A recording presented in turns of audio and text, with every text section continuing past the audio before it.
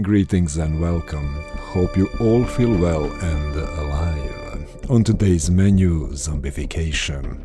Yeah, it's exactly what it sounds like, turning people into real zombies. So many books, comics and movies have been made about zombies, sometimes we forget they were inspired by real-life events. Scientists say, at least some of them, zombie outbreak is possible, and all it takes for us to turn into zombies is a certain kind of brain parasite. To make things worse, they think that half of population already have a dormant version of that parasite. Sounds scary, too scary if you ask me. So let's keep it a bit lighter. We'll start with zombies in general, and then we'll talk about real famous and well-documented case of real-life zombie. Before we start, do hit that like and subscribe button, and if you feel generous enough, buy me a coffee and support my channel with one simple click. Okay, let's begin, and remember to be quiet. We want that parasite to stay dormant.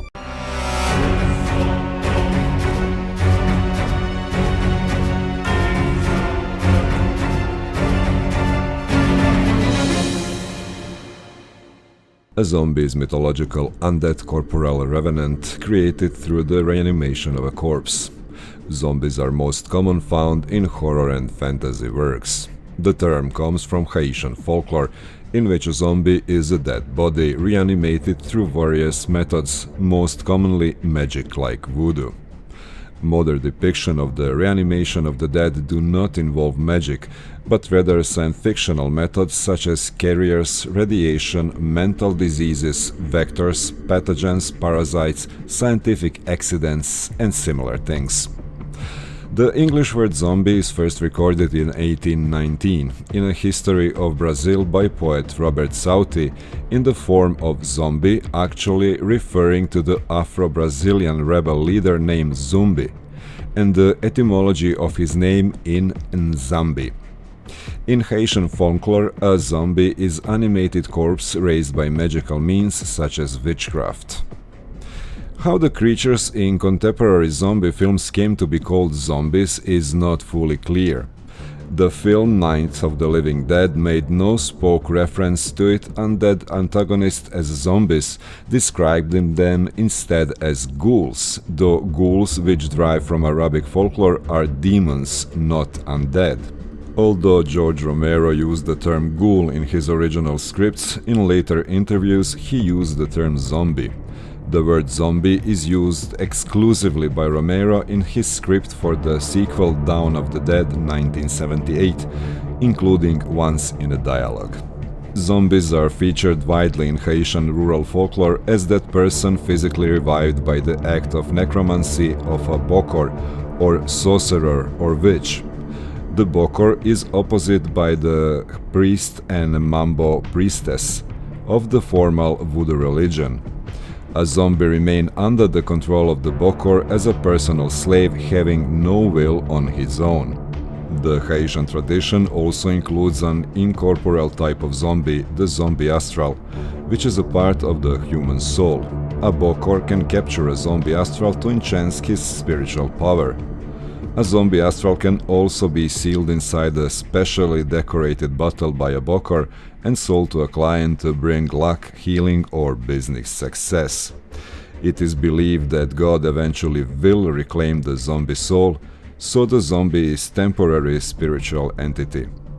Two types of zombie reflect soul dualism, a belief of Haitian voodoo. Each type of legendary zombie is therefore missing one half of its soul, the flesh or the spirit. The zombie belief has its roots in traditions brought to Haiti by enslaved Africans and their subsequent experiences in the New World. It was thought that the voodoo deity Baron Samedi would gather them from their grave to bring them to a heavenly afterlife in Africa unless they had offered him in some way, in which case they would be forever a slave after a death as a zombie. A zombie could also be saved by feeding them salt. English professor Amy Willens has written that the modern concept of zombies were strongly influenced by Haitian slavery. Slave drivers on the plantations, who were usually slaves themselves and sometimes voodoo priests, used the fear of zombification to discourage slaves from taking their own lives. According to 2009 Carleton University and University of Ottawa epidemiological analysis, an outbreak of even living dead slow zombies is likely to lead to the collapse of civilization unless it's dealt with quickly. They also found that discovering a cure would merely leave a few humans alive, since this would do little to slow the infection rate. It was also additionally determined that the most likely long-term outcome of such an outbreak would be essential extinction of humans, with the global human popularity either being killed by the existing zombies or experiencing other fatal events. This conclusion stems from the study's reasoning that the primary risk of zombies, beside the difficulties of neutralization, is that their population is subject to near constant growth.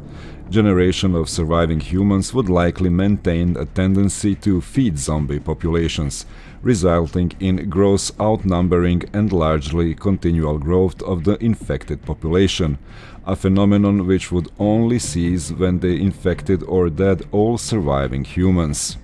The researcher explained that their methods of modeling may be applicable to the spread of political views or diseases with dormant infections.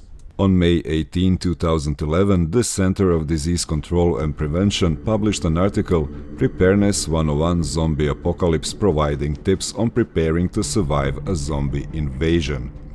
This article does not claim an outbreak is likely or imminent, but stated, and I quote, "That's right, I said zombie apocalypse. You may laugh now, but when it happens, you will be happy you read this." End quote. The CDC goes to summarized cultural references to a zombie apocalypse. It uses those to underscore the value of lying in water, food, medical supplies, and other necessities in preparation for any and all potential disasters, by the hurricanes, earthquakes, tornadoes, floods, or hordes of ravenous brain-devouring undead. The CDC also published the graphic novel Zombie Pandemic alongside a series of related articles. In the unclassified document titled CONOP 8888, officers from US Strategic Command used a zombie apocalypse scenario as training template for operations, emergencies, and catastrophes, as a tool to teach cadets about the basic concept of military plans and disaster preparation, using its immediately outlandish premise. After hearing all this, should we really be worried about zombie apocalypse or some kind of zombie outbreak? I don't know, but it's always a good thing to be prepared. In the meantime, let's continue with the real-life zombie case.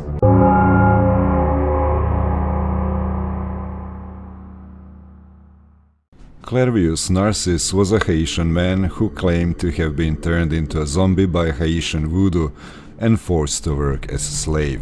One hypothesis for Narcissus' account was that he had been administered a combination of psychoactive substances, oftentimes the paralyzing pufferfish venom tetrodotoxin and the strong delirium datura, which rendered him helpless and seemingly dead. The single greatest proponent of this possibly was Wade Davis, a graduate student in ethnobotany at Harvard University, who published two popular books based on his travels and ideas during and immediately following his graduate training. However, subsequent scientific examination have failed to support the presence of the claimed key pharmacologically active compounds in the supposed zombie preparation, which was central to the phenomena and mechanism reported by Davis. No further supporting evidence has appeared. Narcissus admitted himself to the Schweitzer hospital, operated by American medical staff, on April 30, 1962. He had a fever and fatigue and was spitting up blood. Doctors could find no explanation for his symptoms.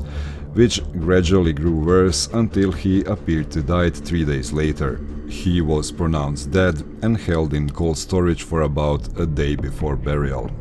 In 1980, a man identifying himself as Narcissus approached Angelina Narcissus in the city Leicester, convincing her and several other villagers of his identity by using a childhood nickname and sharing intimate family information. He claimed that he has been conscious but paralyzed during his supposed death and burial, and had subsequently been removed from his grave and forced to work at a sugar plantation. Per his account, after his apparent death and subsequent burial on May 2, 1962, his coffin was exhumed and he was given a paste possibly made from datura, which at certain doses has a hallucinogenic effect and can cause memory loss. The Bokor who recovered him then, as stated, reportedly forced him, alongside others, to work on a sugar plantation until the master death 2 years later. When the Bokor died, a regular doses of the hallucinogen ceased. He eventually regained sanity and returned to his family after another 16 years. It has been further argued that Narcissus has broken one of the traditional behavioral codes by abandoning his children and was made into a zombie as a punishment. When questioned, Narcissus told investigators that the sorcerer involved has taken his soul. The instigator of the poisoning was alleged to be Narcissus' brother, with whom Narcissus had quarreled over land and inheritance. This case puzzled many doctors because Narcissus' death was documented and verified by the testimonies of 2 American doctors. The case of Narcissus was argued to be the first verifiable example of the transformation of an individual into a zombie. Narcissus' story intrigued Haitian psychiatrist Lamarck Douillon. Though dismissing a supernatural explanation, Douillon believed there was some degree of truth to tales of zombies, and he had been studying such accounts for decades. Suspecting zombies were somehow drugged and then revived, Douillon reached out to colleagues in America. Davis traveled to Haiti, where he obtained samples of powders used to create zombies. Based on the presumption that tetrodotoxin and related toxins are not always fatal, but at near-lethal doses can leave a person in a state of near death for several days, with that person remaining conscious. Tetrodotoxin has been alleged to turn human beings into zombies. It has been suggested as an ingredient in Haitian voodoo preparations.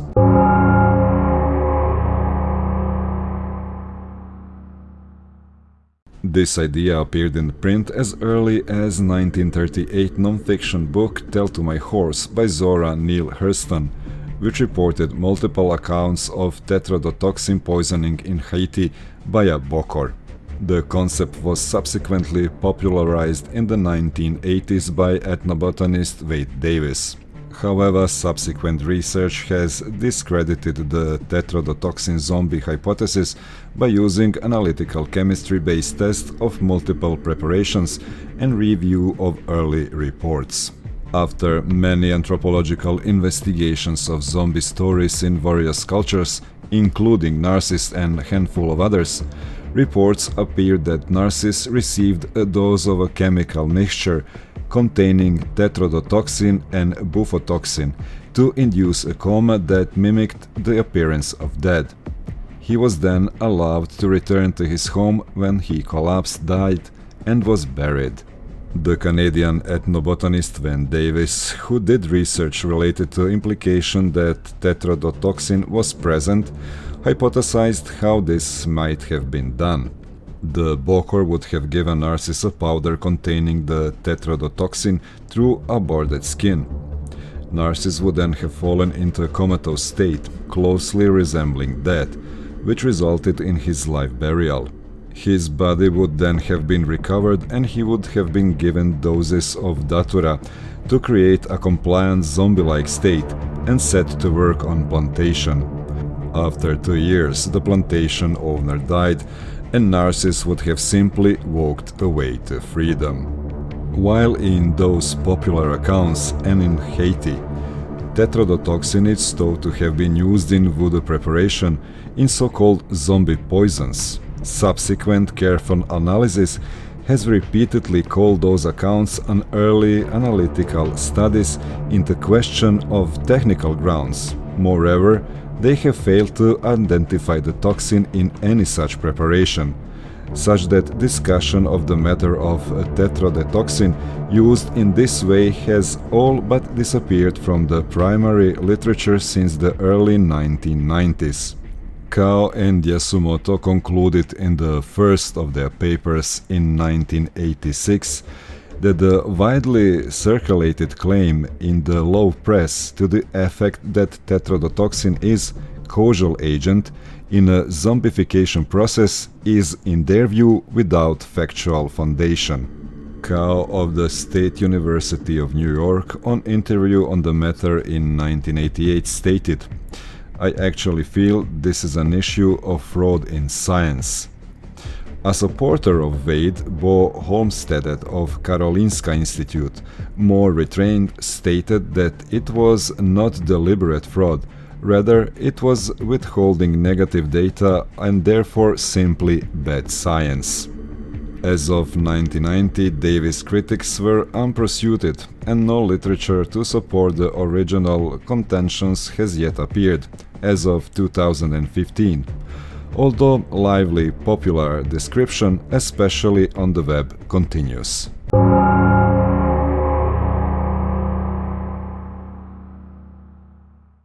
So what do you guys think about all of this? Leave your comments down below.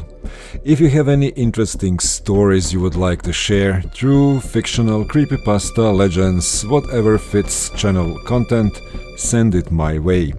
Emails are on the screen and in the description box.